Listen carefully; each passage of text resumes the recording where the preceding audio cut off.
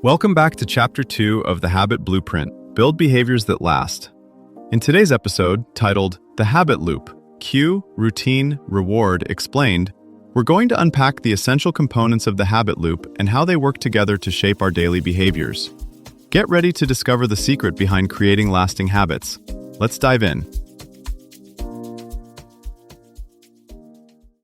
About half of what you did today, you never actually decided to do. You just did it. Standing in line for coffee, scrolling your phone in bed, reaching for a snack after email, tiny moves on autopilot. Hidden in those moments is the quiet machinery that runs your life. That unseen system isn't random, it's structured. Underneath nearly every "I don't know why I did that" moment sits a simple three-step pattern. Something sets you off, something happens almost automatically, and something about it feels good enough that your brain files it away as worth repeating. That's the habit loop. You don't need more willpower to change, you need to find those loops. Notice how certain emails instantly tense your shoulders, how your feet drift toward the kitchen when you're stuck on a task, how a notification ping somehow ends with you 20 minutes deep in social media. Each of those starts with a specific trigger, follows a familiar script, and ends with a payoff: relief, distraction, comfort, stimulation. This episode is about pulling that pattern into the light so you can start editing the script instead of just acting it out. Those loops aren't just mental quirks, they're built into your hardware. In brain scans, the basal ganglia light up when a habit runs, while decision-making regions go quiet, like a dimmer switch on conscious choice. That's efficient. It frees up bandwidth for tougher problems. But it also means many preferences are really just rehearsed responses. Here's the twist: repetition isn't enough. Without a timely reward, the brain barely bothers to encode the sequence. That's why vague goals flop, while checking a tiny box on a tracker can feel oddly satisfying and stick far longer than you'd expect.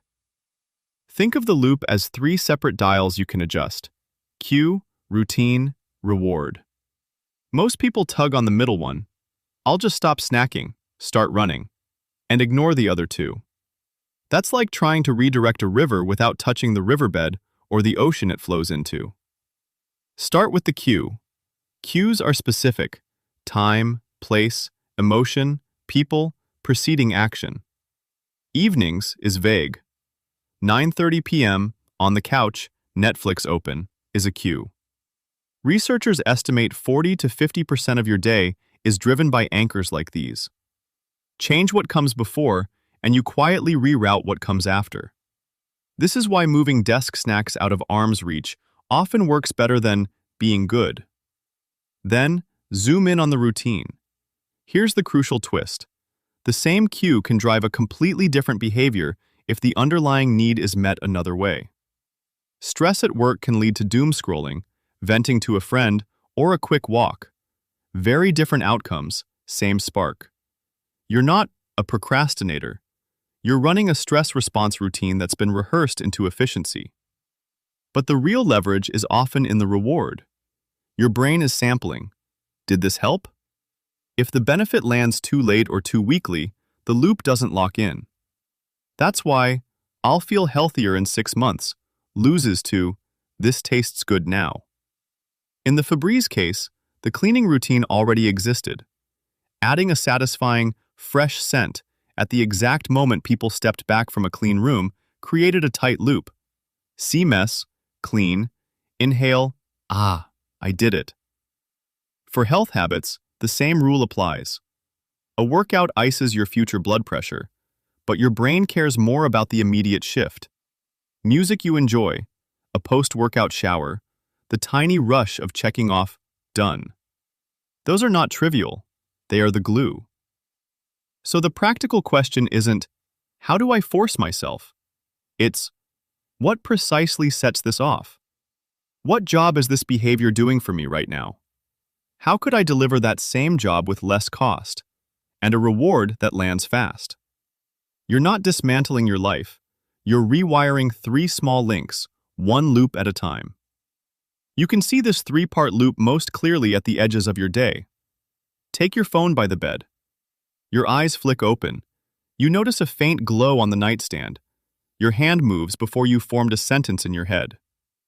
A few notifications later, you feel a tiny hit of being in the know. That sequence is not random. It's a learned solution to, I don't want to feel behind. Or look at evening snacking. You're not just weak at night. The show pauses, your brain registers a brief lull, your body remembers. This is when we get something tasty. The crunch and flavor are doing emotional work, marking a mini break, softening the edges of the day. In health, one small tweak can redirect the same starting point. Someone who used to crash on the couch after work might instead change into walking shoes the moment they drop their bag. No debate. The shoes become a physical hinge between work mode and off-duty, and a short walk still signals, day's over, you did enough.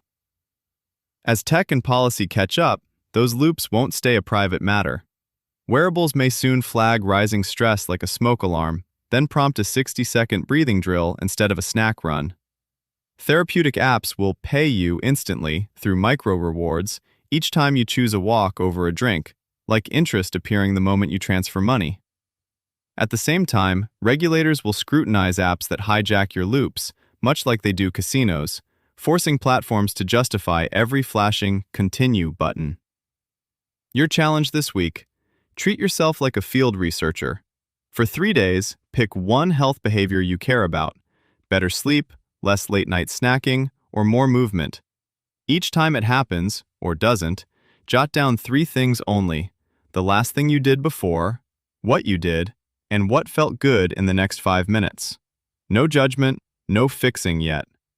By day 3, look for your most common before, behavior, feel-good chain, and star it. That loop is your best entry point for change. You're not chasing perfection here. You're training your brain to recognize subtle weather changes in your day and adjust your behavior like a skilled sailor trimming the sails. As you spot more of these loops, experiment gently. Swap one small move, add one tiny win. Over time, those micro-edits can redirect the whole voyage of your health. Before next week, ask yourself: 1.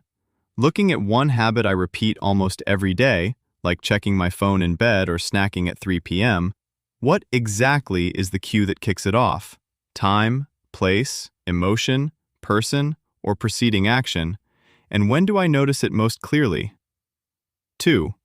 If I keep the same cue but swapped my usual routine for a different one that gives a similar reward, for example, a 5-minute stretch or walk instead of scrolling, a glass of water or a quick chat instead of a sugary snack, which option actually feels realistic for me to try this week? 3. After I experiment with this new routine once or twice, what concrete evidence, energy level, mood, focus, or sense of control do I notice that tells me whether this new habit loop is worth repeating?